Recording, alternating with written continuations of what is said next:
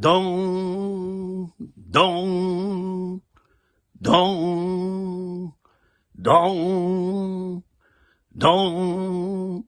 Oh, j'aurais pu continuer les 12 coups de minuit. Vous savez, ceux du Nouvel An. Dans cette toute petite vidéo de quelques minutes, j'aimerais te souhaiter une année bénie, une nouvelle année bénie. Et chaque coup de cloche qui va retentir, on appelle ça les 12 coups de minuit, que ça soit une prière. Non pas te verser du champagne là, puis lambiner, clampiner avec des gens que tu connais même pas, dans un resto, tu peux te payer le menu 300 €. Voilà. C'est pas ça, le Nouvel An. C'est apporter notre prière à Dieu en lui disant, Seigneur, je veux faire mieux pour cette nouvelle année. Je veux me consacrer davantage. Je veux me repentir davantage. Je veux prier davantage. Je veux lire davantage ta parole. Je veux avoir une communion fraternelle avec les autres beaucoup plus profonde. Je veux confesser mes péchés d'une manière plus flagrante et moins recommencer ou ne plus recommencer. Me voici, Seigneur, envoie-moi. Tu vois, tout ça, ça aura duré au moins les 12 secondes des coups de minuit. Hein? Ne pense pas aux événements passés, mon frère, ma sœur. Ne déprime pas. Nous avons eu par le passé, chacun d'entre nous, et même en tant que chrétien ou serviteur de Dieu, des vies quelquefois peu reluisantes. Peu reluisantes. Bah oui, on marche dans ce monde avec des chaussures bien cirées, bien propres. Ben oui, mais on marche dans la boue de ce monde. Ben ça donne quoi? Des éclaboussures.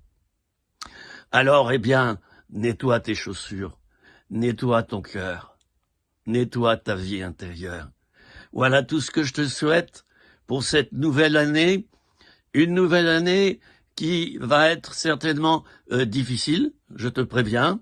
C'est pour ça qu'il faut que déjà tu choisisses des personnes qui vont t'entourer.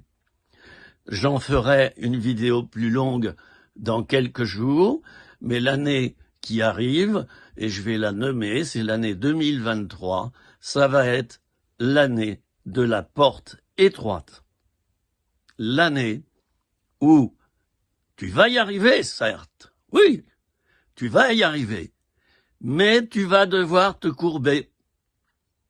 Ben oui, quand on fait de la spéléologie, et moi j'en ai fait plusieurs années en tant que scout, j'avais 15, 16 ans, 14, 15, 16, 17 ans. J'ai fait de la spéléo, je suis allé dans des gouffres, je suis allé dans la terre. Et j'ai rampé dans ces boyaux où on est presque coincé. On a une tenue bleue comme les garagistes, hein. On a une lampe qu'on tient au-dessus de nos têtes, hein, qu'on attache avec un élastique.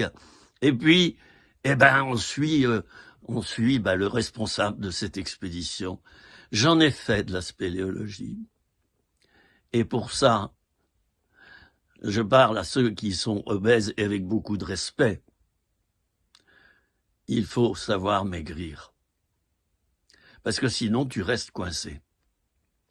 Et je vais te raconter une petite histoire vraie qui est arrivée à mon aumônier scout, que j'aime tellement maintenant, il est auprès du Seigneur, paix à son âme. C'était un homme de Dieu extraordinaire. Eh bien, cet homme de Dieu, donc c'est lui qui était notre responsable au niveau de la spéléologie. Il nous emmenait faire des excursions, je ne vais pas dire au centre de la Terre, mais très bas dans la Terre. Eh bien, une fois, il est resté coincé dans un boyau d'étranglement. Alors voilà, 3-4 scouts qui étaient derrière lui, 3-4 scouts qui étaient devant lui, qui le tirent dans un sens, puis dans l'autre. On a mis 20 minutes pour le dégager. Eh bien, mon frère, ma sœur, cette année qui va arriver, ça va être l'année du dépouillement. Ça va être l'année où tous ceux qui portent des masques vont... ça va devoir tomber. C'est comme ça. Il y a eu des avertissements qui datent d'années en arrière. Ça va pas être facile, mais il y a des ministères et des gens, et notamment des prophètes que Dieu a préparés pour t'aider. Et si tu te repens, pour passer par cette porte étroite, il faut confesser ses péchés. Et le sac de péché, de fardeau que tu vas pouvoir t'en dépouiller. D'autres vont t'aider à le faire et ça marchera. Mais pour ceux qui voudront pas se dépouiller, ils tomberont complètement dans la religiosité.